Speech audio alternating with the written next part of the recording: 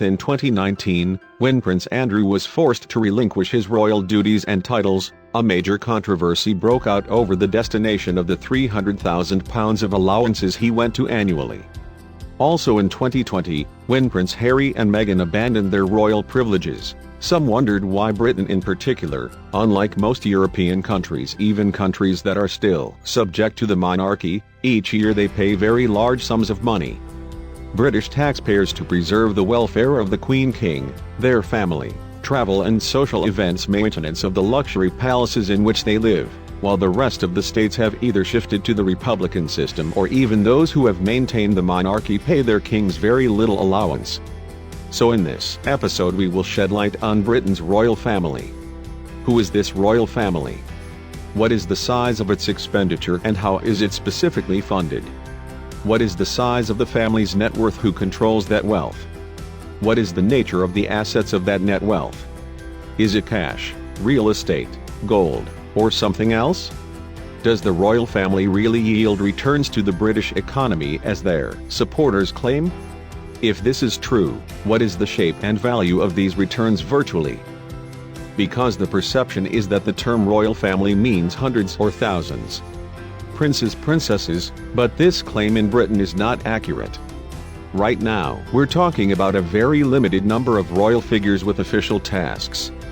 After the exclusion of Prince Harry, his wife Meghan and their children, along with Prince Andrew by virtue of the abandonment of all their royal duties, and after the death of Queen Elizabeth herself a few days ago too, we will find that we are talking about 7 main characters: current King Charles and his wife, Camilla; Prince William, heir apparent, and his wife Kate Middleton; Princess Anne, King's sister, and the close daughter of the late Queen Elizabeth, who oversees some 300 charities. Finally, Prince Edward, the King's younger brother, was nominated for the Duke of Edinburgh, Scotland. And his wife Sophie, 7 royal figures. We could now add Prince William's young children to them: George, Charlotte and Louis, who will be the focus of attention because they are right next in the line of succession and inheritance in accordance with royal laws.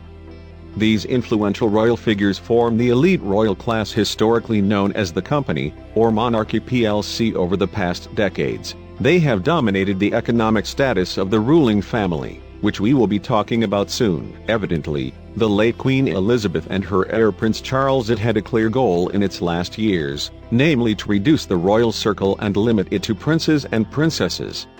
With duties and actual official presence to concentrate expenses, control reputations and prevent rumors of a royal personality receiving government funds without official roles.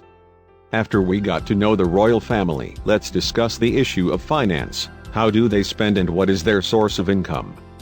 What many people don't know is that the British royal family has an official website, www.royalock, edited under the supervision of minors, with the aim of providing a reliable source of information on the family's history and expenses. Among those posted on the website are: it is an annual report covering the source of revenue for the royal family. Well, what are the most important sources? 3 are the most important sources of family income. It is the sovereign grant, which is the most important source of funding for activities of the throne in Britain, plus royalties of the Duchy of Lancaster, the Duchy of Cornwall, Royal Collection Trust. These include the Queen's collections of antiques, jewelry, paintings and other valuables. Starting with the sovereign grant, what kind of grant is it? In short, it's a sum of money the royal family receives from the British government on an annual basis. Well, how much is that? In fact, according to 2021 data, this grant is estimated at £86.3 million. It will be financed from government tax revenues, amounting to approximately 1.29. The amount is currently divided into 2 main parts: core grant of £51.8 million and additional grant of £34.5 million, 10 years to fund a comprehensive maintenance program for Buckingham Palace, including improvement of electrical cables, plumbing, heating and miners' infrastructure. Is there anything the government pays to the royal family other than that grant? In fact, there is a very large spending item that is not included in the grant, which is the family's security, property, palaces and movements inside and outside the country. The government does not formally announce this item. However, the famous Brand Finance company specializes in brand valuation. This cost was estimated in 2017 at $104 million per year. Well, what makes the government pay such huge sums to the royal family? The truth is that this subject has a very important historical background. Let us recall that briefly. In 1760, under former King George III, the royal palace owed a huge amount of money to the government of the country. As a result, the king entered into an agreement with the government. He will give up the proceeds of mansions, real estate and royal lands. Its administration is attributed to the government in return for the government's debts. In addition to granting him an annual financial grant to cover his personal expenses, official duties, then known as the civil list. At the time, this was a win-win agreement, because the government knew it. This huge portfolio of land and property, if properly managed, will yield greater returns than the scholarship that will be paid to the king. On the other hand, the king wanted to get rid of his debts. No one would like to owe such debts. In the same year of the agreement, a company called Crown Estate was established to manage the government's property portfolio. At the same time, the government maintained the payment of the annual grant, in addition to 3 special travel, communications and mansion maintenance grants, before the government decided in 2012 to include all these grants in one grant, known today as the Sovereign Grant, which is determined annually, provided that it does not exceed 25% of Crown ownership revenue. In 2021, Crown's real estate portfolio was worth about £16.5 billion, $19.2 billion. It includes $8 billion worth of properties in London, commercial land across the country and a third of Britain's beaches. These properties generate an operating profit of £327.8 million. 75% of this amount goes to the British government, and the remaining quarter is used to fund expenditure. Royal family. The second source is the Queen's Kings. Refers to the proceeds of royal feudalism known as the Duchy of Lancaster. It is a large group of land, real estate, assets and farms owned by the throne. The second source is the Queen's Kings. Refers to the proceeds of royal feudalism known as the Duchy of Lancaster. It is a large group of land, real estate, assets and farms owned by the throne. It is estimated to be worth about $818 million. It generated revenue of $23.5 million in 2021. Most of these revenues are subject to expenditure by the Queen alone, and at present the King shall distribute his proceeds to his brothers, their families, children, his servants and his own expenses. It is important to note that the royal family's control is limited to returns only, without the right to sell or dispose of the original property and assets. Unlike the Duchy of Lancaster, the royal family controls a $1 billion property portfolio and other assets known as the Duchy of Cornwall, which generated $25 million in revenue last year. Unlike the Duchy of Lancaster, Cornwall's revenues, it is a private portfolio at the disposal of the Prince of Wales, his family and staff.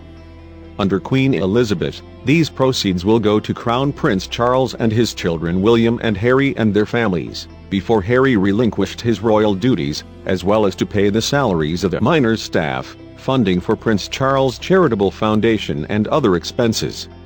Now that Charles has ascended to the throne, this amount of money will go to the new heir and Prince of Wales, William, his wife Kate and their children.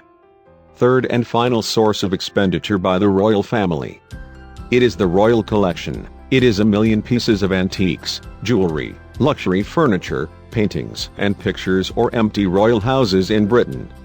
These collectibles include, for example, historical and artistic paintings, 30,150,000 documents and papers, more than 450,000 pics, in addition to furnishings, furniture, ceramics, textiles, vehicles, weapons, armor, jewelry and watches, musical instruments, cutlery, plants, manuscripts, books, sculptures, etc. Most are shown to the public either in royal palaces or in museums open to visit, including mansions inhabited by royalty and royals such as Buckingham Palace and Windsor Castle. The Kensington Palace has public suites open to visitors. These assets are currently managed by a special body established for that purpose in 1993.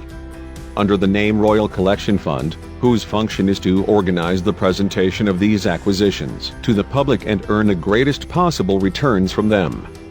These revenues are directly under the authority of the Queen or the King. In fiscal year 2021 to 2022, revenue was estimated at 10 million.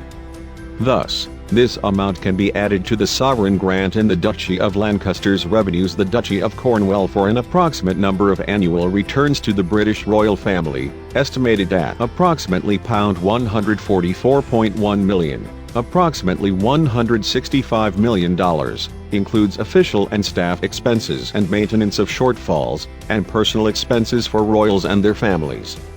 Surprisingly, despite this large annual income for the royal family, none are ranked among the world's rich lists, or even Britain's rich. That is, in 2020, Forbes estimated the total wealth of Queen Elizabeth, the richest member of the household, was £350 million, about $486 million, including her personal property of jewelry and real estate. So what caused it? The reason for this is that most property that generates funds and revenues for the Crown is in fact the Crown's property and not the individual or personal property of the King or the Queen. So what are the views within Britain on this situation? What if the royal family's privileges were reduced in Britain, as in other Scandinavian countries such as Spain and Sweden? Does the state benefit from the privileges afforded to the verbal family? That's what we'll recognize in the next episode. Follow us.